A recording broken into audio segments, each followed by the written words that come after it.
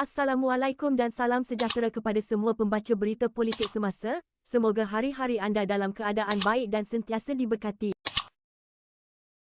Kementerian Kesihatan (KKM) menjangkakan berlaku sedikit peningkatan kes COVID-19 untuk beberapa minggu akan datang berikutan pengesanan gelombang kecil subvarian Omicron XBB di negara ini.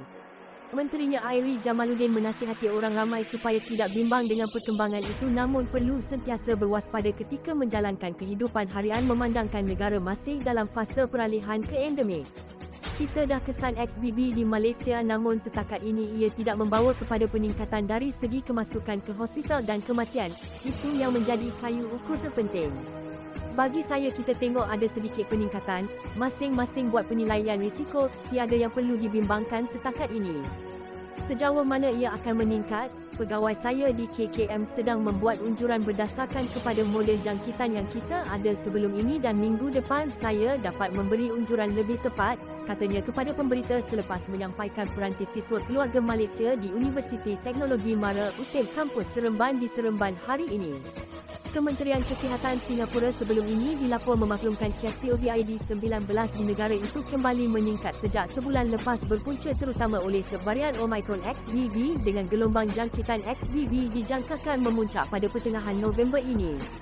Airi berkata meskipun kemungkinan berlaku peningkatan kes berkenaan di negara ini, KKM tidak mempunyai perancangan untuk mengembalikan sebarang sukatan termasuk pelaksanaan kembali pemakaian pelitup muka. Fasa peralihan ke endemik mesti mengambil kira mutasi virus kepada varian baharu. Kalau datang varian baharu tidak dijangkakan yang boleh meningkatkan kebolehjangkitan, kesan dan gejala, maka kita akan semak balik pakai pelitup muka, tetapi setakat ini tidak, katanya.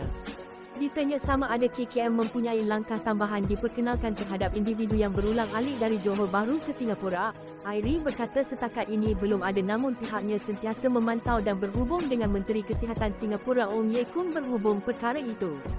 Dalam pada itu, beliau berkata KKM sudah menghantar cadangan prosedur operasi standard SOP kepada Suruhanjaya Pilihan Raya SPR bagi pilihan raya umum ke-15 PRU15 dengan tiada langkah tambahan atau sekatan diperkenalkan.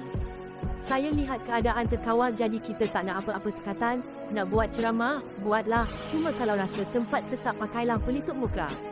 Sekarang ini lebih kepada pemerkasaan individu. KKM dah bagi cadangan kepada SPR supaya pengundian dapat dijalankan dengan selamat, katanya.